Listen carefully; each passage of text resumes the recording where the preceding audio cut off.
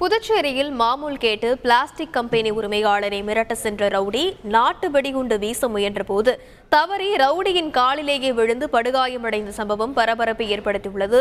இது பற்றிய மேலும் விவரங்களை செய்தியாளர் எழில்குமார் வழங்கிட கேட்கலாம். வணக்கம் எழில்குமார், அந்த நபர் யார்? அந்த நபர் மீது நடவடிக்கை எதுவும் எடுக்கப்பட்டிருக்கிறதா? அவர் நிலை தற்போது என்னவாக இருக்கிறது? புதுச்சேரி அடுத்த வில்லியனூர் அருகே உள்ள ராமநாதபுரத்தில் வெங்கடேசன் என்பவர் பிளாஸ்டிக் பாட்டில் தயாரிக்கும் கம்பெனி நடத்தி வருகிறார்.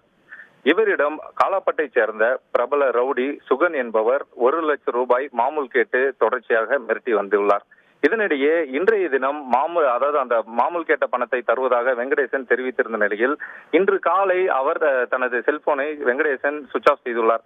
இதனால் ஆத்திரமடைந்த ரவுடி சுகன் அவரது கூட்டாளிகளுடன் சென்று தொழிற்சாலையின் உரிமையாளரை மிரட்டுவதற்காக வில்லியனூர் அந்த பகுதியில் உள்ள தொழிற்சாலை அருகே சென்று தனது பாக்கெட்டில் இருந்த நாட்டு வெடிகுண்டை எடுத்து தொழிற்சாலையின் மீது வீசுவதற்கு முயன்ற பொழுது அவரது கையில் இருந்து தவறி விழுந்து அந்த நாட்டு வெடிகுண்டானது அந்த ரவுடி சுகனின் காலிலேயே விழுந்தது. இதன் காரணமாக அவரது காலில் காயம் ஏற்பட்டது. இதே போல் அவரது கூட்டாளியான அவருக்கும் லேசான காயம் ஏற்பட்டது. இதனை அடுத்து அவர்கள் இருவரும் அங்கிருந்து ஜிப்மர் மருத்துவமனைக்கு கொண்டு சென்று சிகிச்சைக்காக அனுமதிக்கப்பட்டுள்ளனர். மேலும் ரவுடி சுகன் மீது ஏற்கனவே கொலை வழக்கு, ஆட்கடத்தல் உள்ளிட்ட பல்வேறு வழக்குகள் நிலுவையில் உள்ளது. புதுச்சேரியில் தொழிற்சாலை உரிமையாளரிடம் மாமூல் கேட்டு மிரட்டி நாட்டு வெடிகுண்டு வீசி ரவுடி மீது விழுந்து படுகாயமடைந்த சம்பவம் புதுச்சேரியில் பெரும் பரபரப்பை ஏற்படுத்தியுள்ளது என்றே கூற வேண்டும்.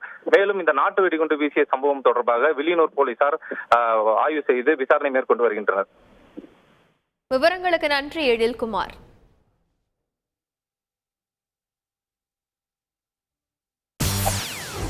செய்திகளை உடனுக்குடன் தெரிந்து கொள்ள உடனே சப்ஸ்கிரைப் பண்ணுங்க.